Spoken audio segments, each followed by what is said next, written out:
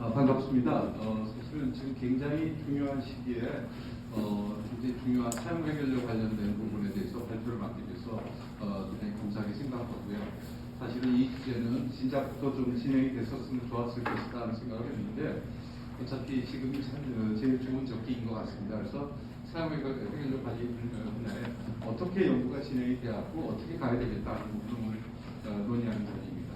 그래서 먼저 말씀드릴 내용은 여태까지 사용 해결의 특성과 관리 정책이 어떻게 되어 있나, 그 다음에 운반, 저장, 처분, 그 다음에 처리 기술인 파일 프로세싱에 대한 부분, 그리고 대안 처분에 대한 부분, 그 다음에 핵주기 현안과 향후 추진 방향이 어떻게 됐으면 좋겠다, 그런 내용을 매일 말씀드리고, 그 다음에 결론적인 부분을 좀 말씀드리도록 하겠습니다. 사실은 사용 해결료라는 것은 이제 원자력계에 있어서 가장 중요한 이슈가 됐습니다. 우리가 국내가 78년도에 원전 가동 이후 40년 이상 누적되어 있는 사용 해결료 문제는 굉장히 큰 문제가 되어 있기 때문에 이 국민의 안전한 삶을 위해서 국가적으로 반드시 해결해야 될 원자력계의 가장 중요하고도 시급한 세대 현안이 됐다는 것은 여기 계신 모든 분들이 잘 아실 겁니다. 그래서 이와 같은 사용 해결료에 대해서 안전한 관리를 위해 가지고 과기부는 직접 처분뿐만 아니라 직접 처분 외에도 환경 부담을 최소화하기 위해서 사용 해결료 내에 있는 고독성, 장수명 협정에 대한 부분을 분리를 해가지고 소각하는 사용 해결료 처리 기술 개발을 계속 진행을 해오고 있습니다. 그래서 이와 관련해서 지난 2011년도부터 20년까지 한미가 파이로 기술에 대해서 공동 연구를 수행했어요.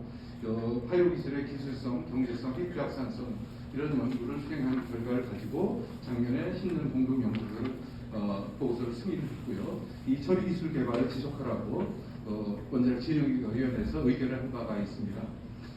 그리고 또 한편 세계적으로 보면 탄소 중립 실현을 위해서 원자력 이용이 확대가 필요하다는 것, 그리고 지속 가능한 원자력을 위해서는 사용 해결료의 처리 문제, 폐기물의 소멸과 우라늄 자원의 자원 안보에 재활용이 확산되고 있는 추세라는 것은 여러분들이 잘 아실 것이고요. 그래서 EU가 원자력을 그 폐기물 대책을 수립을 전제로 해가지고 EU 텍소노미에 포함을 했는데 우리나라는 또한 마찬가지로 원전 수출하고 유럽하고 협력을 위해서도 폐기물 대책이 수립이 매우 중요하다는 부분을 우리가 좀 알아야 될 것 같습니다. 그리고 지금 사용해결료 발생 현황에 대해서는 다음에 발표하실 최득기 처장님께서 최신 현황을 말씀하실 거기 때문에 생략을 하도록 하겠습니다. 그리고 지금 너무 민감해서 사용 해결료 관리에 대해서 옵션이 어떤 것이 있나 보면 굉장히 단순하면서도 간단한 내용들입니다. 지금 원자력에서 타고난 사용 해결료는 현재 모두 거의 손에 저장을 하고 있는 상태고요. 월성의 캔두만 유일하게 이제 사일로하고 맥스웰에 저장을 하고 있지만 우리가 취할 수 있는 옵션이라는 건 몇 가지밖에 안 될 것입니다. 그래서 중간 저장, 어느 정도 40년에서 한 60년 정도의 중간 저장을 집중적으로 지을 것이냐, 아니면 손해부지에 인치 저장하는 게 저장할 것이냐 하는 중간 저장 문제 외에는 직접 처분을 할 것이냐, 아니면 파이로트를 통해서 부피 독성을 저감해서 처분을 할 것이냐, 그 다음에 과거 일본이 했듯이 습식 채취를 위탁으로 해서 할 수 있을 것이냐, 아니면 과거 해외 위탁 관리에 대한 부분도 i 중심으로 해서 진행이 됐었지만 실제로 타국에 사용 해결료를 맡긴다는 게 굉장히 어렵기 때문에 이 부분은 제외가 되는데, 이런 여러 가지 방안들에 대해서 저희 원자력연구원의 핵주기 환경연구소에 해야 될 일은 사용 해결료의 운반 저장에서부터 처리 처분까지 최적의 처리 방안에 대해서 국가가 정책 결정을 할 수 있는 모든 기술적, 그 다음에 정책적 솔루션을 제공하는 것이 저희들의 미션입니다. 그래서 국가 연구기관에 걸맞는 역할과 솔루션을 도출하는 사용 해결료 처리 처분 기술의 글로벌 리더로서의 역할을 수행하고자 하고 있습니다. 지금 세계 각국의 사용 해결료 관리 정책을 보면 크게 세 가지로 구분할 수가 있습니다. 첫 번째는 직접 처분이고요. 미국을 비롯한 10개 국가에서 직접 처분을 하고 있고, 프랑스, 일본, 러시아 등 6개국에서는 지금 재처리 후에 처분을 하고 있습니다. 이 중에서 일본을 제외한 나머지 나라는 지금 핵무기 보유국이라는 걸 알 수 있고요. 우리나라를 비롯해서 18개국은 정책 결정을 좀 유보를 하고 있습니다. 그러나 어떤 정책을 우리가 채택을 하더라도 사용 해결료의 안전 관리를 위해서는 운반, 저장, 처리, 처분에 대한 다양한 기술을 개발을 해야 됩니다. 그리고 우리가 지금 정책 결정 유보라고 하는 웨이트 앤 시 정책을 채택하는 가장 중요한 이유는 이와 관련된 각종 기술 개발 현황을 고려해서 최선의 관리 방안을 선택할 수 있게 하기 위한 것이라는 그런 부분을 우리가 한번 생각을 해봐야 됩니다. 이 부분은 매우 중요한 것이기 때문에 우리가 지금부터 저 먼 미래까지 모든 걸 지금 다 결정하는 것보다는 중간중간에 가면서 최선의 솔루션이 무엇인가를 보면서 결정한다는 건 되게 의미가 있다고 보고 있고요. 그래서 두 번째로는 이게 굉장히 민감하네요.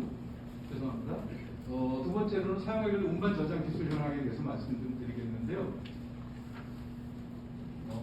운반 저장 쪽에서 운반 쪽은 특히 87년도 초기서부터 계속 발전이 되었기 때문에 상당 부분이 거의 다 완료가 되어 있다고 보고 있습니다. 그래서 우리 원자력 연구원에는 국내 유일의 수송연기 안전성 평가 시험 시설을 다 구축을 해놨고요. 그래서 낙하 시설부터 그 다음에 과제 시험, 침수 시험, 그 다음에 연료동 시험, 그 다음에 각종 열 전달 해석이라든가 내진 평가하는 이런 시설들이 다 있는데 이게 굉장히 오래전에 구축이 되다 보니까 이제 라지 스케일 테스트에 대해서는 별도의 시설이 더 추가로 필요하다는 부분을 우리가 인정을 할 수가 있고요. 그리고 87년도서부터 우리가 한 단발짜리 수송용기를 이용해서 조사와 획별 실험을 위한 수송소부터 보리 자체의 손해 수송 이런 부분들이 활발하게 이루어져 왔고 나머지는 처음에 수송용기를 중심으로 해서 진행이 되다가 지금은 저장용기 쪽을 중심으로 그 다음에 대형용기에 대한 기술 개발들을 계속 진행하고 있습니다. 죄송합니다. 너무 민감해서고요. 그리고 수송용기 관련된 기술부 현황을 보면 국제원자력기구의 IA 세이프티 스탠다드가 카테고리별로 다양하게 잘 갖춰져 있다는 것을 알 수 있고요. 그 규정을 보면 또 법에서부터 시행령, 시행규칙, 공시까지 운반 쪽은 충분히 다 갖춰져 있습니다. 그런데 저장 쪽은 아직까지 이 IA에서는 지금 저장 쪽에 스탠다드가 나와 있는데 국내에는 아직까지 자세한 기술 기준들이 안 나와 있어서 여기 우리 킨스의 정승현 본부장님도 와 계시지만 규제도 빨리 마무리가 좀 돼야 되겠다는 생각을 지금 갖고 있고요. 그 다음에 용기 개발은 그동안에 한 다발짜리부터 4다발, 12다발, 18짜리 수송용기를 이용해서 국내에는 상당히 많은 수송들을 해왔다는 걸 알 수 있고요. 이거는 저희가 실제 개발뿐만이 아니라 운전 경험들이 상당히 많이 있습니다. 제가 87년도 첫 수송서부터 참여를 해가지고 이 조사시험용 국내 육로 수송은 지금 21번을 수송을 했고요. 우리 손해 수송은 지금 100번이 넘는 수송을 통해서 400다발이 넘는 수송을 저희 연구원이 직접 수행을 했습니다. 그 이후에 한수원이 주체가 돼서 개발한 KA-12라든가 KA-18을 이용해서 상당히 많은 수송을 하고 있고요. 또 원석 같은 경우는 캔두는 트랜스퍼 캐스크를 이용해서 캔두 캐니스터를 사이로에다 이송하는 작업까지 충분히 이런 부분들은 기술이 다 이미 숙성이 됐다는 부분을 좀 아실 수 있고 지금 이제는 겸용용기의 시대가 돼서 사실은 그전에는 원래 운반하고 나서 중앙집중시설에 저장을 하거나 하는 쪽으로 세계적으로 진행이 됐었는데 중앙집중식 저장시설을 구축하는 것들이 좀 어렵고 그러다 보니까 운반 저장 겸용용기를 다 많이 선회를 하게 됐죠. 그러다 보니까 듀얼 퍼포스 캐스크에 대해서 파라드 21 캐스크를 개발했는데 아직까지 인허가가 완전히 완성이 되지는 않았습니다. 그래서 메탈 캐스크 방식으로 갈 수도 있고요. 저장용으로만 해서 이렇게 콘크리트 캐스크도 우리가 적용할 수 있다는 부분을 좀 알 수가 있을 것입니다. 그리고 지금 원성은 아까 말씀드린 대로 콘크리트 사일러하고 맥스터가 이미 운영 중에 있기 때문에 이런 저장에 대해서는 어느 정도 충분히 되어 있다는 부분을 말씀드리고 세계적인 현황을 보면 크게 한 5가지 그룹으로 볼 수가 있는데요.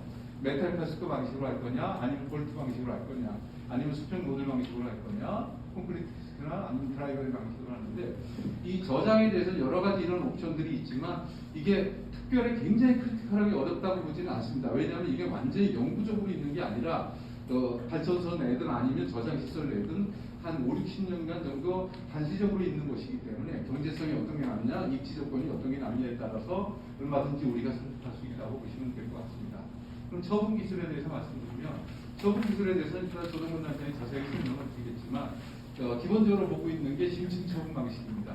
그래서 이 다중방벽 개념이라는 게 뭐냐면 사용의 결정을 처분 용기에 담아서 여기에 처분 용구에다 넣고 처분 용기 외곽에 벤트라이트층에 씌워서 이런 인공 방벽 시스템 외에 지하 500m에서부터 지표면까지 어떤 자연 방벽, 천연 방벽과 인공 방벽에 의해서 사용의 결정가 공학적으로 이런 도구가 돼서 방벽으로 구출되지 않는다는 그런 개념입니다. 그래서 우리가 레퍼런스 시스템으로 보고 있는 KRS 시스템 설계 기준은 40년 된과 기간에 갖는 사용 해결을 기준으로 해서 이 내부에 주철로 되어 있는 그 바스켓하고 카파 아우터쉘로 구성되어 있는 처분 용기에 담아서 이렇게 동물을 처분하고, 그 다음에 여기 벤토라이트를 채우는데 벤토라이트의 최대 온도는 100도씨를 넘지 않도록 하고 있습니다.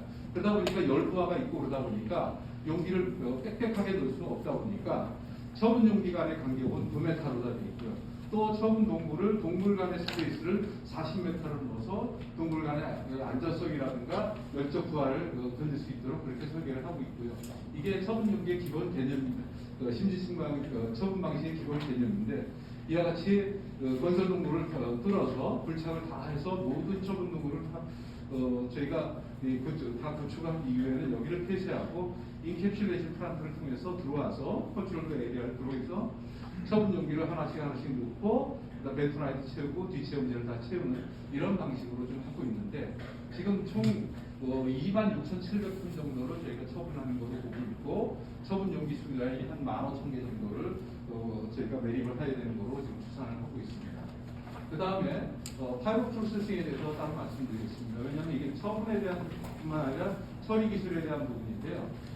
파이브 프로세싱은 어떤 게 의미가 있느냐? 사용 해결료의 특성과 파이브 프로세싱 기술을 이용하면 사용 해결료로부터 나오는 폐기물을 굉장히 줄일 수 있다는 장점이 있기 때문에 이 부분을 시작을 한 건데요.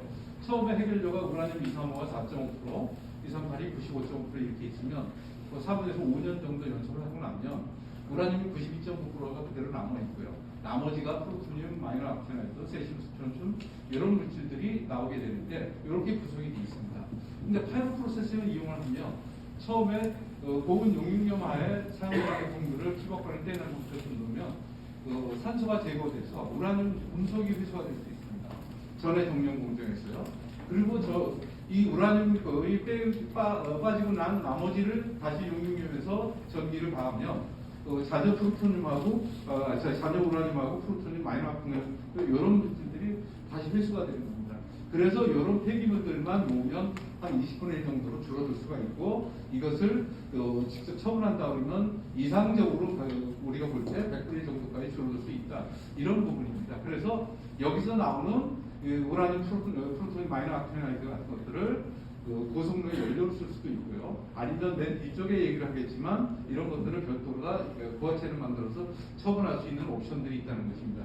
그래서 파이로 프로세싱의 특징은 뭐냐면 그냥 이상한 프로세싱이 아니라 고온 용융염 500에서 600% 정도의 용융염 하에서 전기화학 반응을 이용해서 물질들을 분리수거하는 것입니다.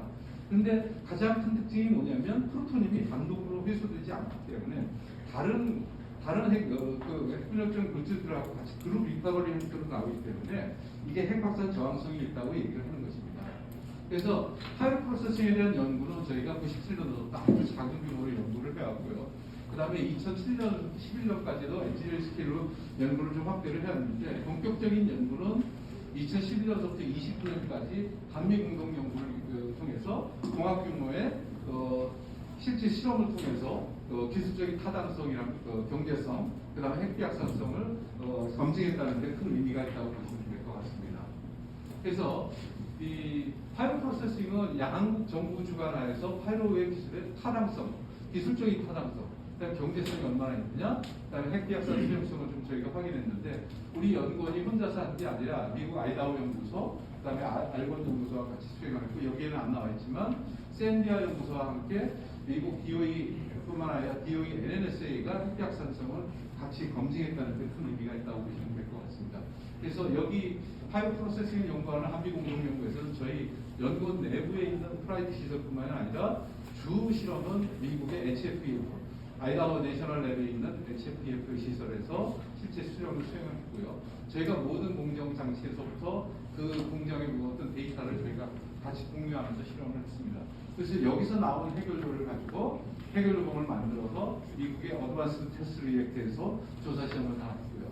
그 다음에 핵 비약산성을 확인하기 위해서 IAEA와 함께 해서 30톤 용량의 시설까지 핵 비약산성이 있다는 것을 저희가 검증을 다 했습니다. 그 다음에 대안처분 기술에 대해서 한번 말씀드리도록 하겠습니다.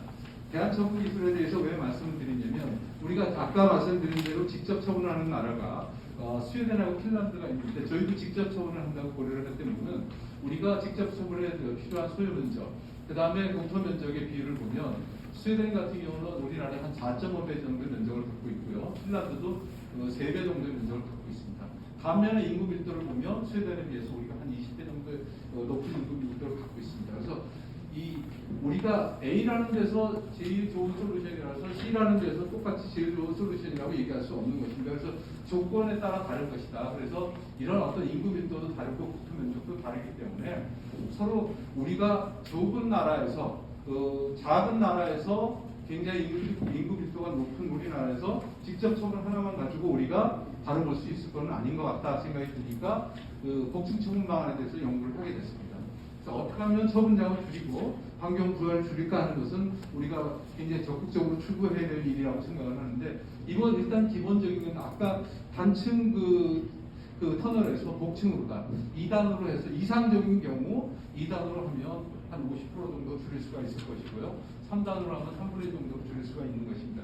그런데 이럴 경우에는 열부하가 어떻게 바뀌는가, 그 다음에 구조적으로 얼마나 건전하게 할 수 있을 것인가, 그런 발파에서는 문제가 없을 것인가, 이런 것들을 봐야 될 거고요. 두 번째로 볼 수 있는 게 신부시초원입니다. 신부시초원은 여기 그 지사연이나 석유공사에서 오신 분들도 계시지만 신부시초원 기술은 이미 석유산업이라든가 이런 쪽에 이미 상용화가 다 돼 있는 기술입니다. 그것을 우리가 활용하면 얼마나 여기에 더 좋은 영향을 가질 수 있나 하는 것들을 보기 위해서 하는 건데, 지금 심층 처분 방식은 한 500m를 뚫고 들어가서 차량이라든가 크레인이라든가 사람이 직접 들어가는 것이지만 신부시초원은 그렇지는 않습니다. 신부시초원 보링머신을 통해서 들어가는데 지하 한 5km까지 뚫을 수 있습니다.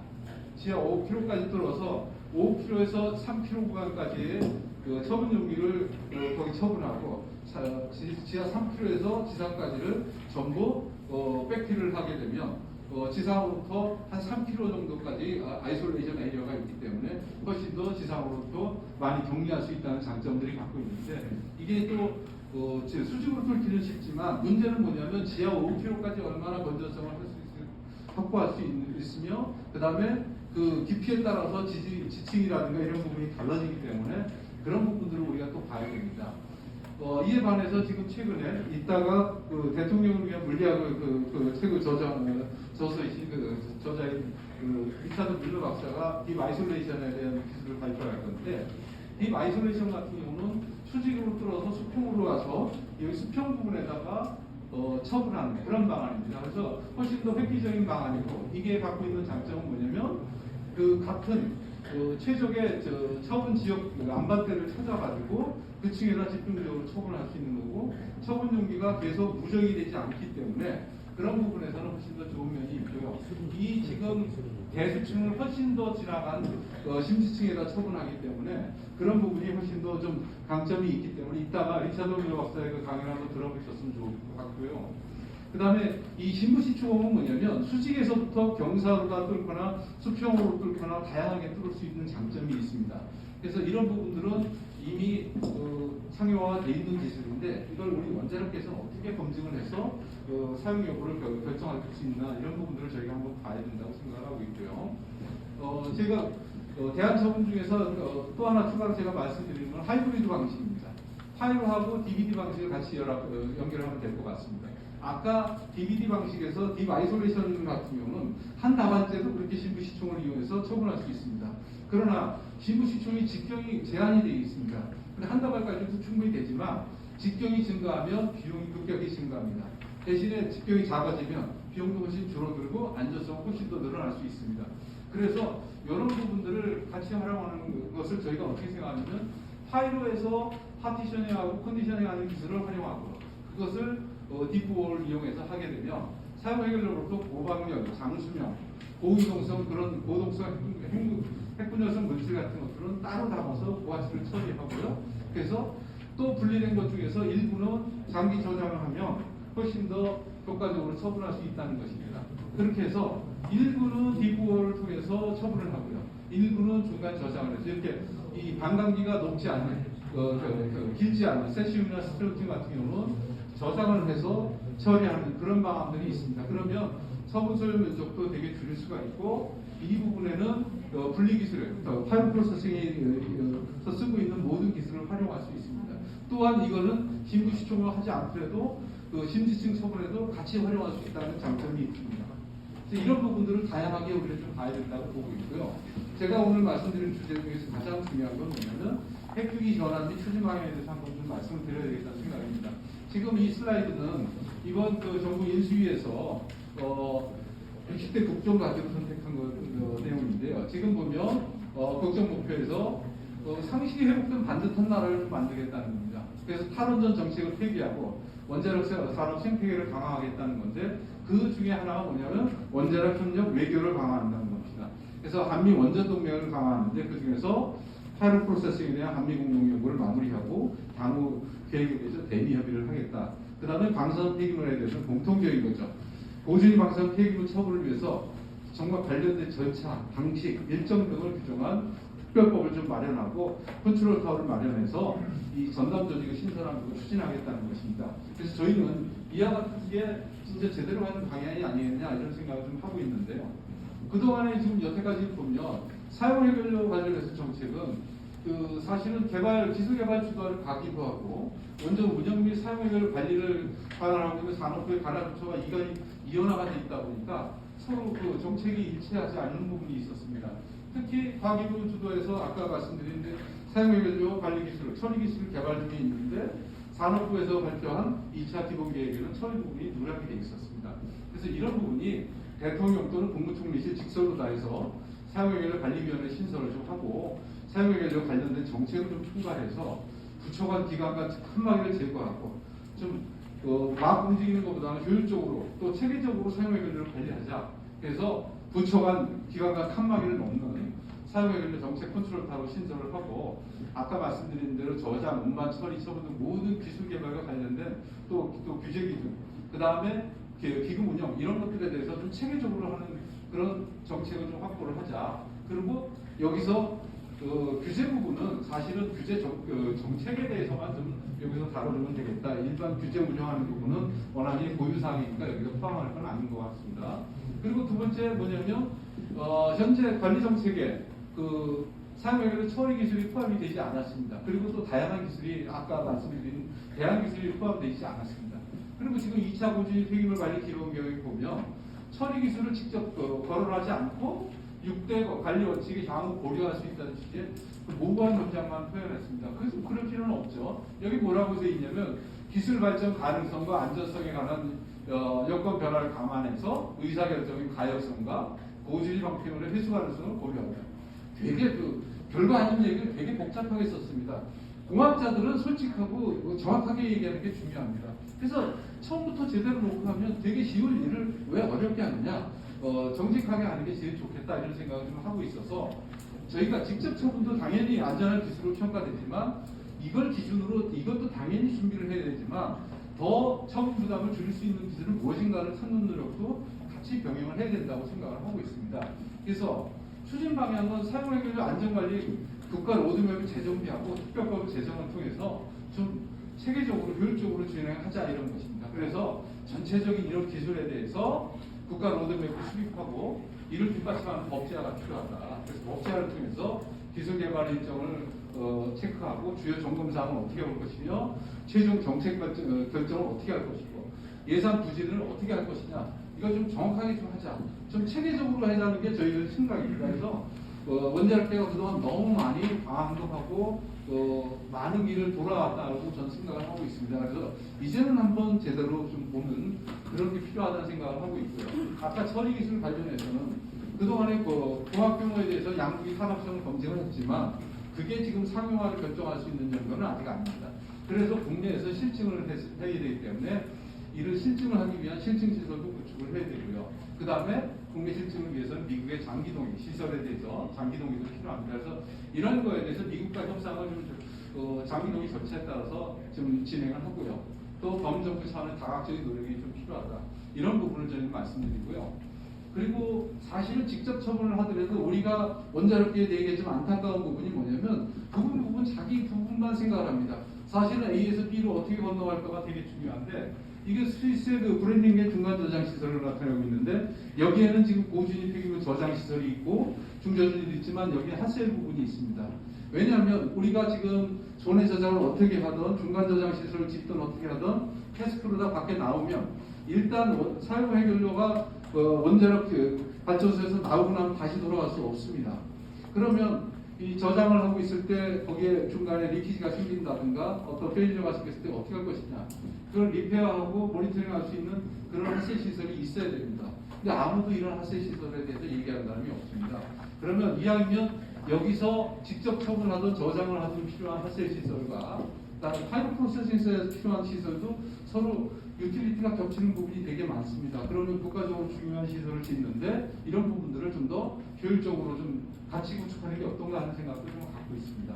또 하나 말씀드릴 수 있는 건 뭐냐면 전체 예타 진행 중에 있는 그 사용해결료 관리 사업에는 김지층 처분에 대해서만 돼 있고 사용해결료 특성 분석에 대해서 포함되어 있지 않습니다. 지금 경주의 중저준 폐기물 처분자의 가장 큰 이슈는 뭐냐면 획정 분석입니다.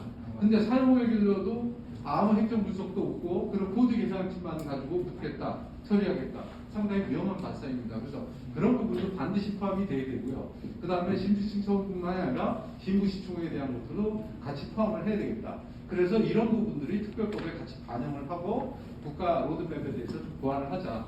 그게 오늘 제가 드리고 싶은 가장 중요한 얘기입니다. 그리고 이 저장 문제가 가장 시급합니다. 가장 시급한 저장 문제 해결할 수 있도록 인허가 체계를 조기에 좀 확립을 해야 됩니다. 이따 한수원의 최득기 차장님도 말씀하시겠지만 그 정승영 본부장님께서 이 부분을 잘 어떻게 해결할 수 있도록 오늘 좋은 결론을 좀 말씀해 주셨으면 좋겠다는 생각이고요. 제가 하나 그 장기 저장 장기 관리 로드맵으로 지금 하나 말씀드릴 수 있는 건 뭐냐면 제가 말씀드린 주제는 이런 겁니다.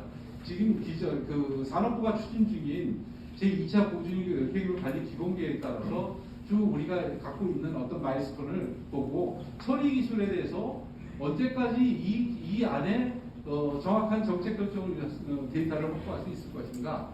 마냥 막연하게 R&D만 할 것은 아닙니다. 그래서 서로 간에 차질이 없도록 이 안에 파일로는 어떤 식으로 다 언제까지 답을 낼 수 있나. 그 다음에 또 그 소각로 부분, SFR 부분은 어떤 식으로 해서 결정할 수 있을 것인가 하는 걸 같이 이런 로드맵에서 담아서 국가가 최종적으로 2039년까지는 직접 처분을 할 것이냐, 파일로 처분할 것이냐, 아니면 파일로하고 소각로를 같이 한 다음에 처분할 것이냐, 이런 세 가지 방식 중에 하나를 선택할 수 있도록 해야 된다는 생각을 좀 갖고 있고요. 그리고 어떤 걸 선택하더라도 기존에 직접 처분해서 갖고 있던 계획에 더 빨라지지 더 늦춰져서는 안 된다는 생각을 좀 갖고 있습니다.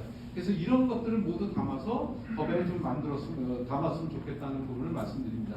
결론을 좀 하나 좀 말씀드리겠습니다.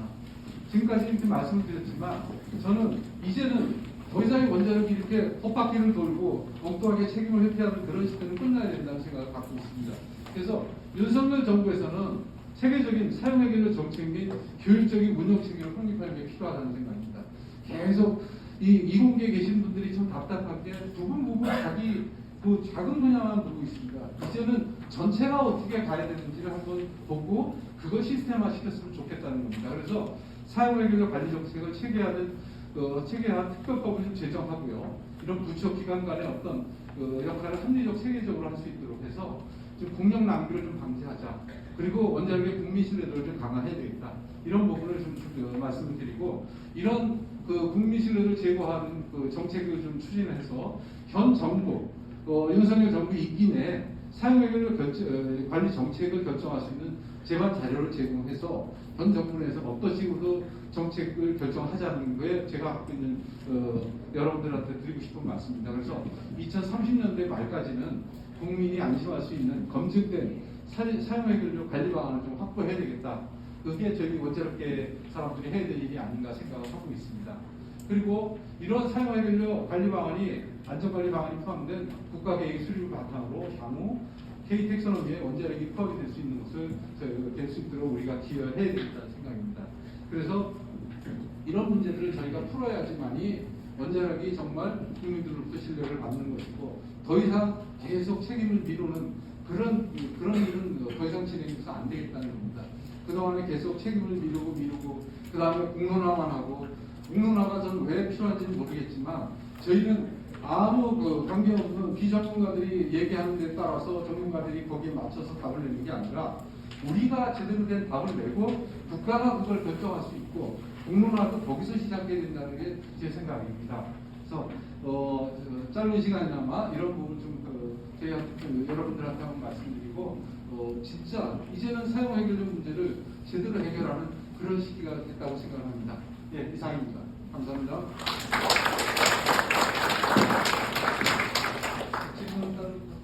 지금 시간이 한 1, 2분 남아서 질문 하나 정도 받을 수 있을 것 같습니다.